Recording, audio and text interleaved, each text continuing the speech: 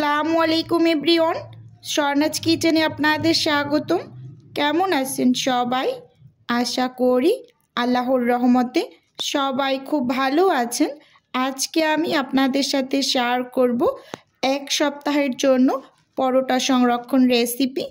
সকালবেলা এমনিতেই সময় কম থাকে, এভাবে পরোটা সংরক্ষণ করে থাকলে একটু কাজে সুবিধে হয়। প্রথমে এখানে আমি একটা ফ্রেশ 2 কেজি প্যাকেটের আটা নিয়ে নিলাম। আটাটাকে আমি এখন খুলে নেব। একটা বোল নিয়ে নিয়েছি, বোলের মাঝে মেজারমেন্ট কাপ দিয়ে আমি এখানে 3 কাপ আটা নিয়ে নিয়েছি। আমি পরোটাটা আটা দিয়ে তৈরি করব, আপনারা চাইলে ময়দা দিয়েও করে নিতে পারেন। যেহেতু সচরাচর বাসায় আটা থাকে, সে আটা দিয়ে করে নিলাম।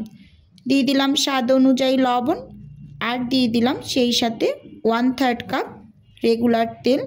হাতের সাহায্যে ঘষে ঘষে খুব সুন্দর করে আমি ময়াম দিয়ে নিচ্ছি। অবশ্যই ময়াম দেওয়ার কাজটা সময় নিয়ে করে নেবেন। ময়ামটা যতটা ভালো হয়, পরোটাটা ভাজার পরে খুব মুচমুচে হয়। এখন ভালোভাবে ময়াম দিয়ে নিয়েছি। এখানে আমি মেজারমেন্ট কাপ দিয়ে প্রথমে কুসুম গরম পানি নিয়ে নিলাম 1 কাপ। অল্প অল্প করে পানি দিয়ে মেখে সফট একটা ডো তৈরি করে নেব। অল্প অল্প করেই পানি অ্যাড করবেন, একসাথে বেশি পরিমাণ পানি দিয়ে দিলে ডোটা নরম হয়ে যাওয়ার পসিবিলিটি থাকে। আমি ডোটা তৈরি করে নিয়েছি। এখানে মোট আমার প্রথমে 1 কাপ পানি লেগেছে, তারপর আর 1 কাপ পানির অর্ধেকটা পরিমাণ লেগেছে। উপর থেকে আমি কিছুটা পরিমাণ রান্নার রেগুলার তেল দিয়ে দিলাম।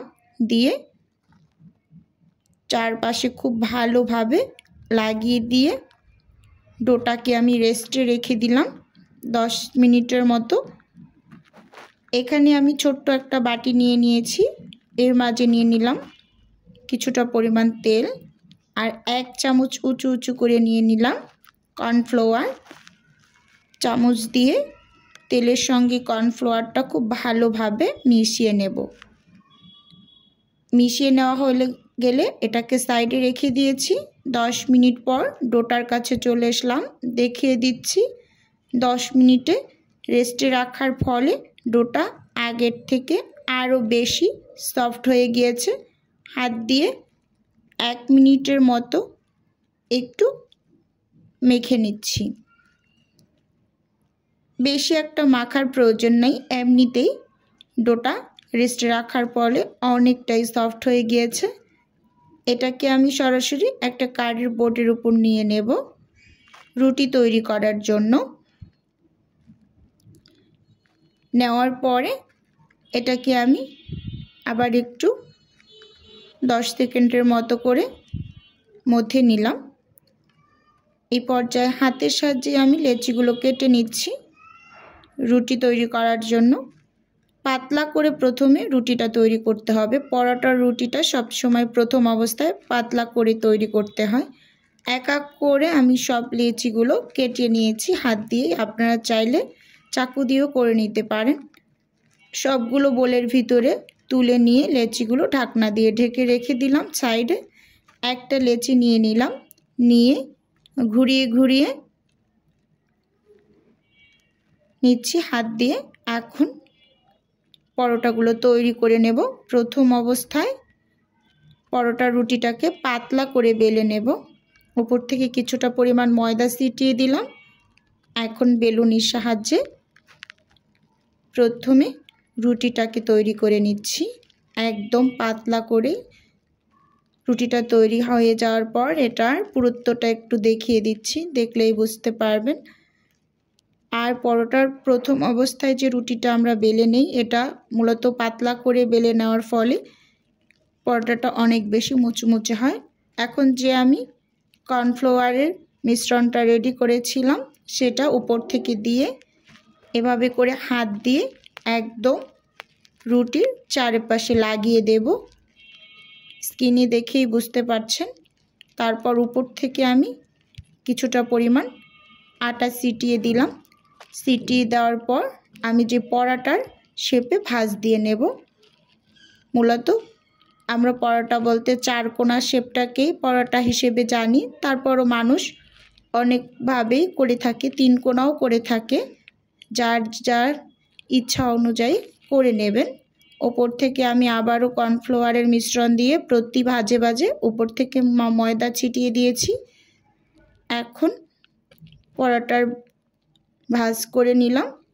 এভাবে করে আমি এক এক করে সবগুলোকেই আগে তৈরি করে নেব। দেখতেই পাচ্ছেন সবগুলো অলরেডি করে নেওয়া হয়ে গিয়েছে। এখন আমি এখান থেকে একটা নিয়ে পরোটা বেলে নিচ্ছি। অল্প কিছুটা পরিমাণ আটা ছিটিয়ে দিলাম। এখন বেলুনি দিয়ে পরোটার মতো করে চারকোনা শেপে বেলে নিচ্ছি। এভাবে করে আমি সবগুলোকেই প্রথম অবস্থায় বেলে নেব। একসাথে করে সবগুলো বেলে নেওয়ার পর একটু দেখিয়ে দিচ্ছি। দেখুন সবগুলো বেলে নিয়েছি। এখন এগুলোকে আমি সেঁকে নেব। প্রথম পর্যায়ে চুলোতে একটা প্যান বসিয়ে দিয়েছি। প্যানটা গরম করে এক এক করে সবগুলো ছেঁকে নেব। একটা পরোটা 50 সেকেন্ডের মতো করে ছেঁকে নেবেন, এপিট ওপিট করে। দেখতেই পাচ্ছেন কিভাবে করে নিচ্ছি। এভাবে করে এক এক করে সবগুলোকে ছেঁকে তুলে নেব।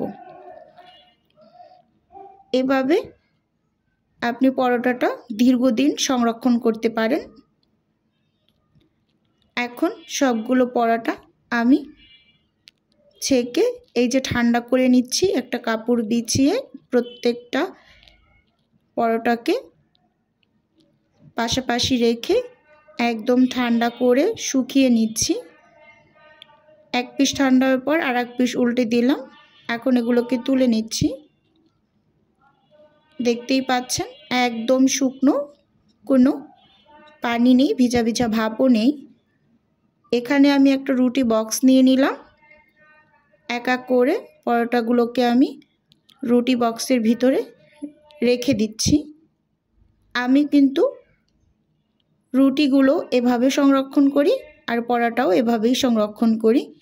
ওপর থেকে একটা পলি পেপার দিয়ে ঢাকনা দিয়ে ঢেকে এটাকে আমি নর্মাল ফ্রিজে রেখে দেব 1 সপ্তাহের জন্য। এটা আমি একদিন পরে সকালবেলা বের করে দেখিয়ে দিচ্ছি। দেখুন কোনো ভিজা ভিজা ভাবও নেই। উপরটায় একটা পলি পেপার দেওয়া থাকলে খুবই ভালো থাকে। পলিটা একটু ভিজেছে উপর থেকে, আর পরোটাগুলো একদম শুকনোই আছে। এখান থেকে আমি দুটো পরোটা আগেই সেঁকে নিয়েছিলাম। এখন বাসায় যেহেতু গেস্ট আছে আরও 4টা 5টা ভেজে নেব। চুলোতে একটা প্যান বসিয়ে দিয়েছি। প্যানটা গরম হয়ে আসার পর দিয়ে দিলাম পরোটা। এক সাইড 1 মিনিটের মতো ভেজে অপর পিসটাও আমি উল্টে নেব। অপর পিসও আমি প্রায় 1 মিনিটের মতোই ভেজে নেব। যখন হালকা হালকা একটু ফুলতে শুরু করবে তখন একটা চামচ দিয়ে ঠিক এভাবে করে চারিপাশ থেকে তেল দিয়ে দেব। তেল দিয়ে এটাকে যে যেরকম করে পরোটা খেতে পছন্দ করেন, কেউ হালকা ভাজা খেতে পছন্দ করেন, কেউ একটু কড়া করে পরোটা ভেজে নিতে পছন্দ করেন, সেরকম করে কালার করে ভেজে তুলে নেবেন। দেখতেই পাচ্ছেন আমি একটু কড়া করেই ভেজে নিচ্ছি। আমার পরিবারের সবাই একটু কড়া করে ভাজা পরোটা খেতে পছন্দ করে। আর কড়া করে ভাজলে পরে হয় কি, এটা অনেক মুচমুচে হয়। সেজন্য আমি একটু কড়া করে পরোটাগুলোকে ভেজে নিচ্ছি। সুন্দর কালার হয়ে আসার পর এটাকে তুলে নেব। আমি এভাবে এক এক করে সবগুলো পরোটা ভেজে নিয়েছি। একটু দেখিয়ে দিচ্ছি, দেখুন মাশাআল্লাহ কতটা সুন্দর হয়েছে। প্রত্যেকটা বাসায় কম বেশি সকালবেলা নাস্তার একটা তাড়া থাকে, তাই এভাবে করে যদি পরোটাগুলো আগে থেকে একটু সংরক্ষণ করে রাখা যায় তাহলে চটজলদি বের করে ভেজে নেওয়া যায়। আমার ভিডিওটি যদি ভালো লাগে তাহলে অবশ্যই চ্যানেলটি সাবস্ক্রাইব করে আমার সাথে থাকার অনুরোধ রইল। আজকের ভিডিও এ পর্যন্তই। আল্লাহ হাফেজ। আসসালামু আলাইকুম।